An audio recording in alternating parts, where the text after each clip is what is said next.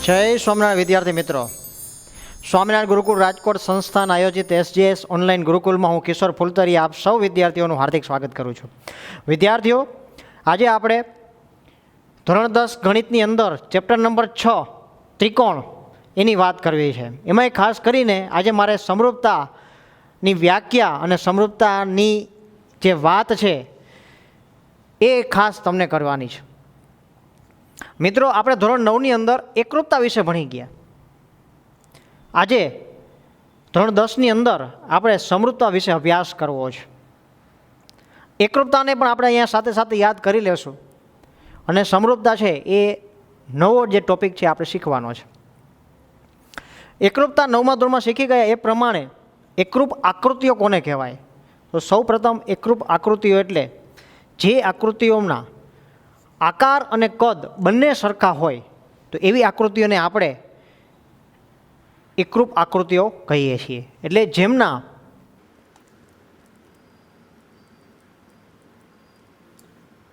કદ અને આકાર બંને સરખા હોય એવી આકૃતિઓને આપણે એકરૂપ આકૃતિઓ કહીએ છીએ. જ્યારે સમરૂપ આકૃતિઓ છે એ કોને કહેવાય? તો સમરૂપ આકૃતિઓ છે એની અંદર આકાર છે એ સમાન હોય, પરંતુ કદ છે એ ભિન્ન હોઈ શકે. એટલે કે કદ છે એ સમાન હોય જરૂર નથી, આકાર સમાન હોય પરંતુ કદ સમાન હોય તે જરૂરી નથી. તો એવી આકૃતિને સમરૂપ આકૃતિઓ કહે છે. મિત્રો, અહીંયા મેં ઘણા બધા આકૃતિઓ દર્શાવેલી છે. એ આકૃતિઓમાં તમે જુઓ, એકરૂપ આકૃતિઓના ઉદાહરણ નથી. એકરૂપ આકૃતિઓના ઉદાહરણ છે એ આપણે એમના ખ્યાલ આવી જાય કે બે સમાન ત્રિજ્યાવાળા વર્તુળ હોય,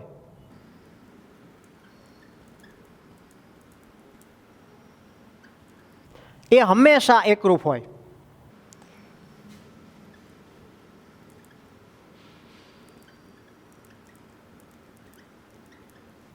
બે ચોરસ હોય, અમને એમની બાજુના માપ સરખા હોય તો એવી ચોરસની આકૃતિઓ પણ હંમેશા એકરૂપ થાય.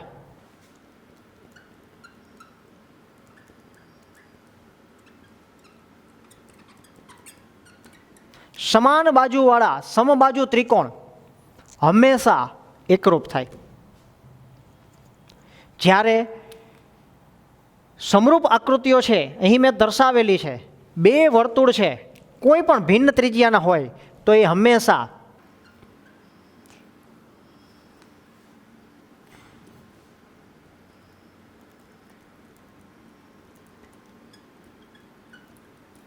કોઈ પણ બે વર્તુળો હોય એની ત્રિજ્યા ગમે તેટલી હોય એ બે વર્તુળો હંમેશા સમરૂપ થશે. એ જ રીતે કોઈ પણ બે ચોરસ, એ જ રીતે કોઈ પણ બે સમબાજુ ત્રિકોણ એ હંમેશા સમરૂપ થશે.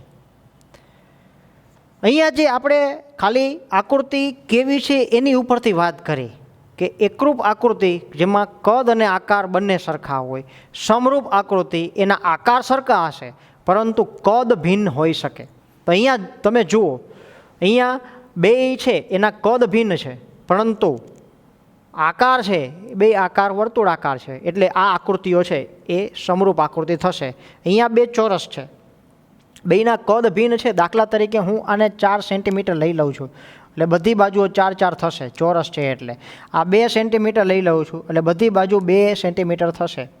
તો અહીંયા બંને ચોરસ છે એ ભલે ભિન્ન માપના છે એ સમરૂપ આકૃતિઓ થશે. જ્યારે અહીંયા બે સમબાજુ ત્રિકોણ છે, દાખલા તરીકે અહીંયા 3 સેન્ટીમીટર વાળો મેં એક સમબાજુ ત્રિકોણ દોરેલો છે, અહીંયા 1 સેન્ટીમીટર વાળો સમબાજુ ત્રિકોણ દોરેલો છે, તો અહીંયા બે સમબાજુ ત્રિકોણો છે એ પણ સમરૂપ થશે. આ ત્રણેય આકૃતિઓ છે એકરૂપ નથી, કારણ કે એના કદ અને આકાર બંને સરખા નથી. આકાર સરખા છે, કદ ભિન્ન છે, એટલે આ એકરૂપ આકૃતિ નથી.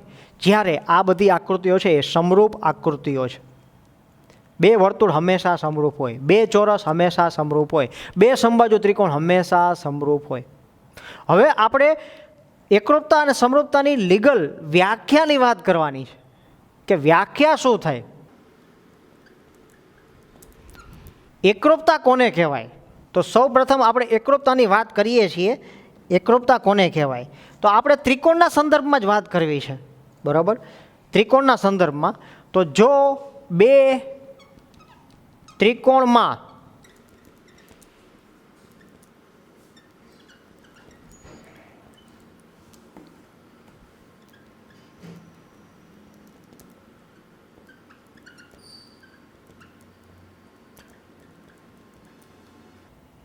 અનુરૂપ ખૂણા સમાન હોય અને અનુરૂપ બાજુઓ સમાન હોય તો તેવા ત્રિકોણોને એકરૂપ ત્રિકોણ કહે છે.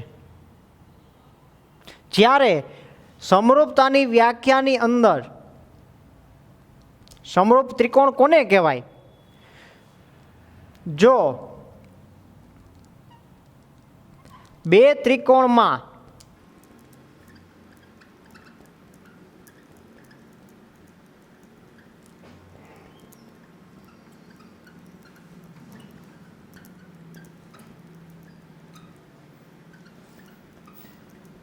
અનુરૂપ ખૂણા સમાન હોય અને અનુરૂપ બાજુઓનો ગુણોત્તર સમાન હોય તો એવા ત્રિકોણોને સમરૂપ ત્રિકોણો કહે છે.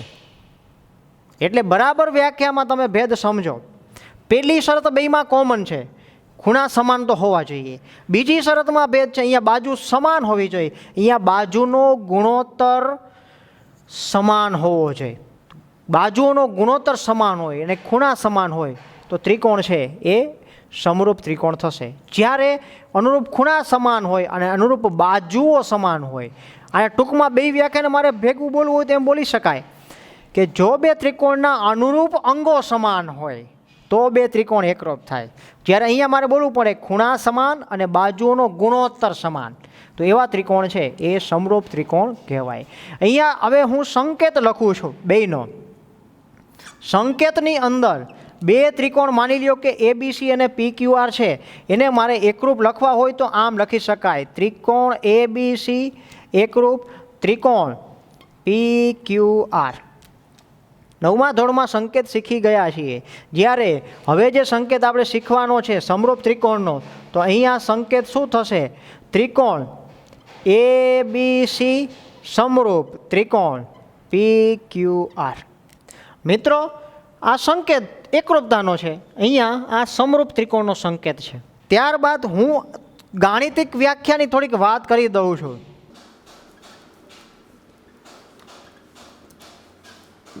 બે ત્રિકોણ આપણે લઈ લઈએ ABC અને PQR, અથવા બીજા બે ત્રિકોણ લઈ લઈએ ABC અને XYZ. જો ત્રિકોણ ABC અને ત્રિકોણ XYZ ની અંદર અનુરૂપ ખૂણા સમાન હોય, એટલે કે A અને X સમાન છે, A બરાબર X, B અને Y સમાન છે, C અને Z સમાન છે, તથા અનુરૂપ બાજુઓ છે એ સમાન આપણે લઈ લઈએ,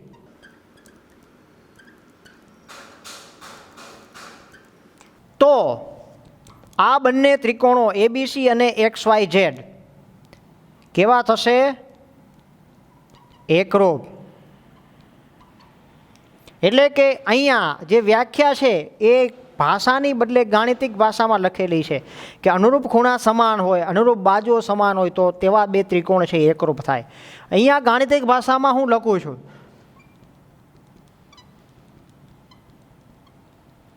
બે ત્રિકોણ આપણે લઈ લઈએ, ત્રિકોણ ABC અને ત્રિકોણ XYZ.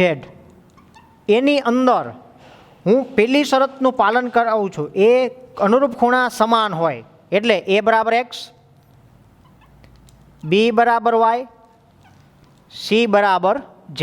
તથા બીજી શરત અનુરૂપ બાજુઓનો ગુણોત્તર સમાન હોય, એટલે કે AB ને અનુરૂપ બાજુ XY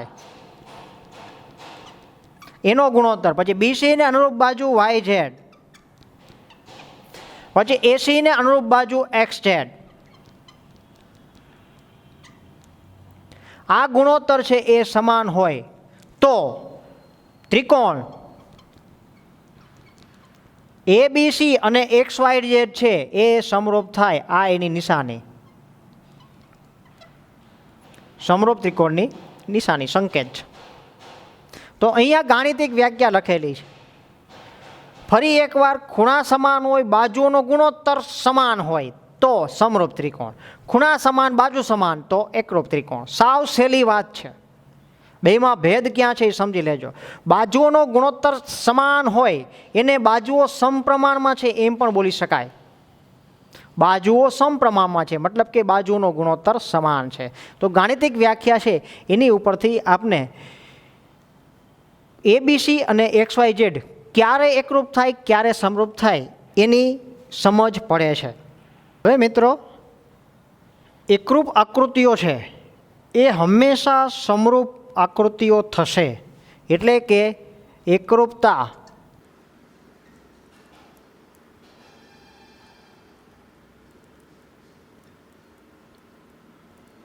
હંમેશા સમરૂપતા થાય, પણ સમરૂપ આકૃતિઓ છે એ એકરૂપ ન પણ થાય.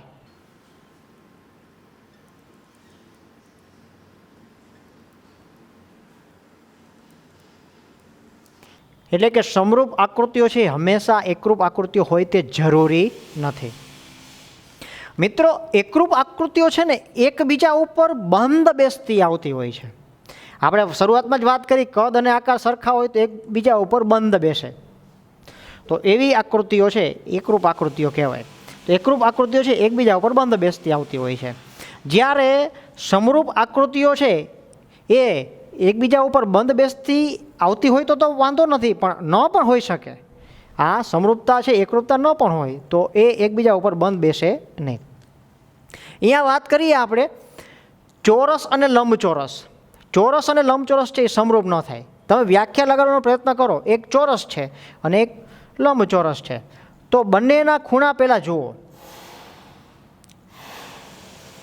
બંનેના ખૂણા છે એ અનુરૂપ ખૂણા છે એ સમાન થશે, કારણ કે બંનેની અંદર ખૂણા છે એ કાટખૂણા હોય. હવે બાજુઓનો ગુણોત્તર જુઓ.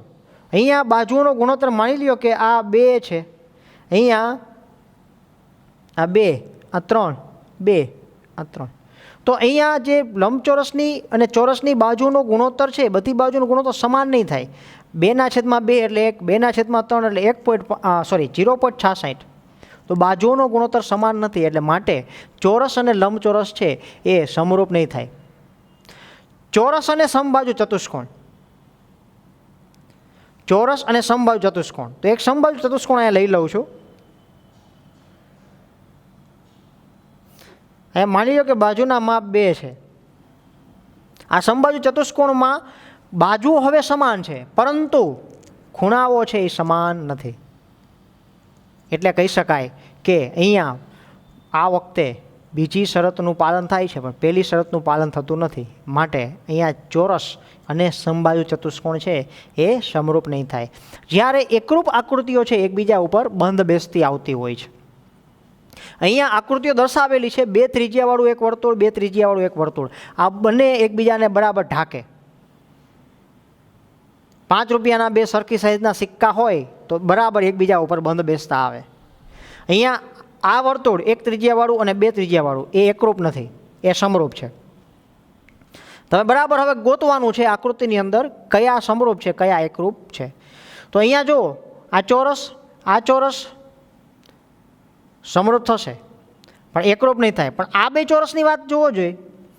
એની અંદર ખૂણા અને બાજુ બંને સમાન છે, માટે આ બંને ચોરસ એકરૂપ છે.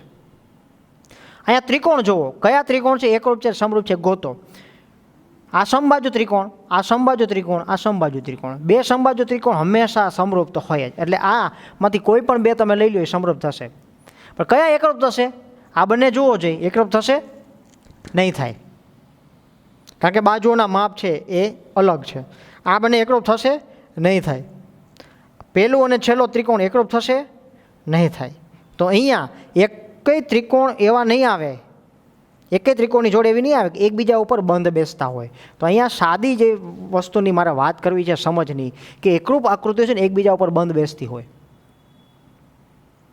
અને અહીંયા મેં સામે ઉદાહરણ લીધું છે, ચોરસ અને લંબચોરસ ક્યારેય સમરૂપ નહીં થાય. ચોરસ અને સમબાજુ ત્રિકોણ ક્યારેય સમરૂપ નહીં થાય, એનું કારણ પણ આપણે વાત કરી. ત્યારબાદ હું આગળ વધું છું. સરસ મજાનું જે પોઈન્ટ્સ આવે છે એ છે એકરૂપતાની શરતો. એકરૂપતાની શરતો ધોરણ 9માં તમે ભણી ગયા છો. પહેલી જે શરત છે એ છે બાખુબા. બીજી શરત છે ખૂબ આખું. ત્રીજી શરત છે, ચોથી શરત છે, અને પાંચમી શરત હું લખું છું કાકબા. આ 5 શરતો આપણે ભણી ગયા છીએ. જ્યારે સમરૂપતાની શરતો એ આપણે ભણવાની છે. એમાં પહેલી શરત છે બાખુબા.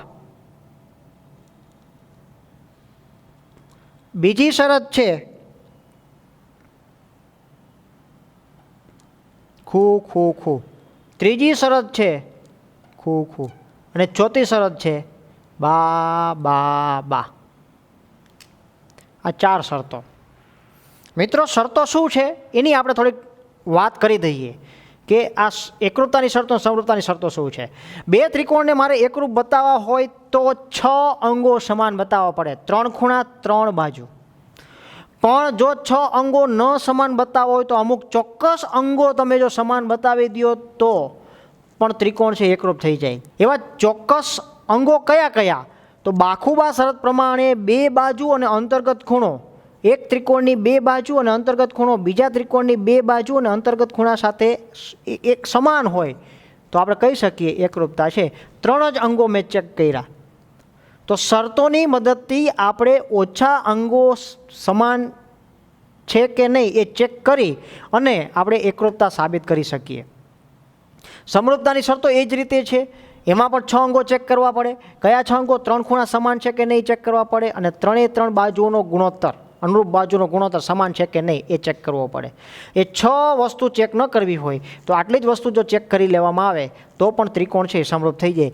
અહીંયા બાખુબા બંનેમાં આવે છે પણ બોલાય અલગ રીતે. અહીંયા 2 બાજુઓનો અનુરૂપ 2 બાજુઓનો ગુણોત્તર સમાન હોય અને અંતર્ગત ખૂણા સમાન હોય તો ત્રિકોણ 2 છે એ સમરૂપ થાય. અહીંયા મેં શું બોલ્યો હતો કે 2 બાજુઓ સમાન હોય અને અંતર્ગત ખૂણો છે એ સમાન હોય તો ત્રિકોણ છે એકરૂપ થાય. તો અહીંયા 4 શરતો છે એ તમે બરાબર જોઈ લ્યો. સમરૂપતાની બાખુબા, ખૂ ખૂ અને બા બા બા. અહીંયા 5 શરતો છે: બાખુબા, ખૂબાખું, ખૂબા, બા બા અને કાકબા. અહીંયા બા બા અને અહીંયા બા બા બંનેમાં ફરક થશે. અહીંયા મારે બોલવી હોય તો અનુરૂપ બાજુઓ છે એ સમાન હોય તો ત્રિકોણ છે એકરૂપ થઈ જાય. અહીંયા બોલવી હોય તો અનુરૂપ બાજુઓનો ગુણોત્તર સમાન હોય તો ત્રિકોણ છે એ સમરૂપ થાય.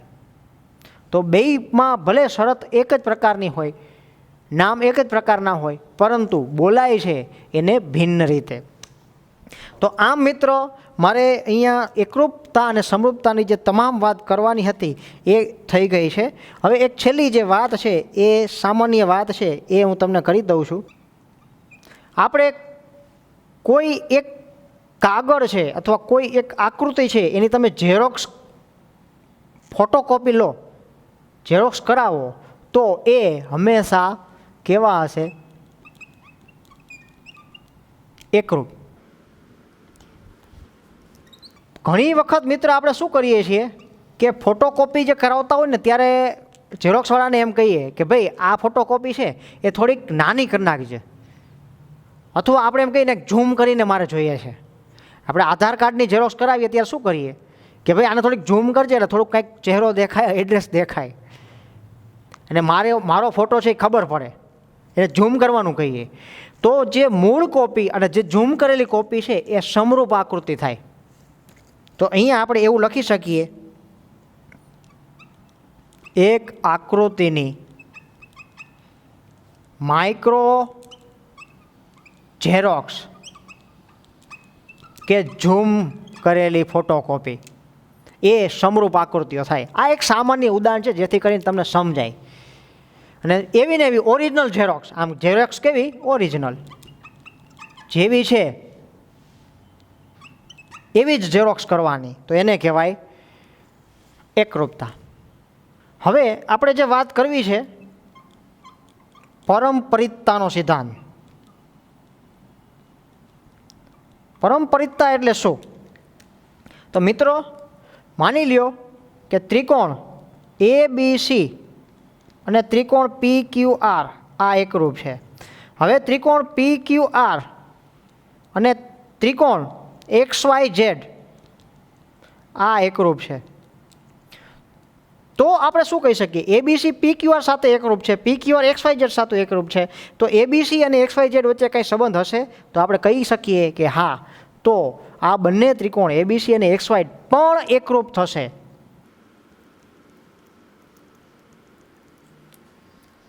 એવી જ રીતે અહીંયા પણ પરંપરિતતાનો સિદ્ધાંત છે એનું પાલન થાય છે. એની વાત કરું છું. ત્રિકોણ ABC એ ત્રિકોણ PQRને સમરૂપ છે, તથા ત્રિકોણ PQR છે એ ત્રિકોણ XYZને સમરૂપ છે. તો હું કહી શકું કે ત્રિકોણ ABC અને ત્રિકોણ XYZ પણ સમરૂપ થશે.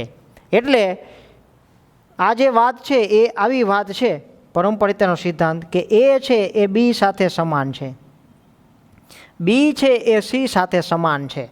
તો A અને C વચ્ચે કેવો સંબંધ મળશે? તો A અને C છે એ સમાન થાય. એટલે ABC PQRને એકરૂપ છે, PQR છે XYZને એકરૂપ છે, તો ABC અને XYZ એકરૂપ થાય. એ જ રીતે સમરૂપતામાં આ શરતનું પાલન થાય છે. એટલે કે પરંપરિતતાનો સિદ્ધાંત છે એ જળવાય છે. વિદ્યાર્થી મિત્રો, આપ સૌ SGS ઓનલાઈન ગુરુકુલમાં જોડાયા એ બદલ આપ સૌનો ખૂબ ખૂબ આભાર. જય સ્વામિનારાયણ.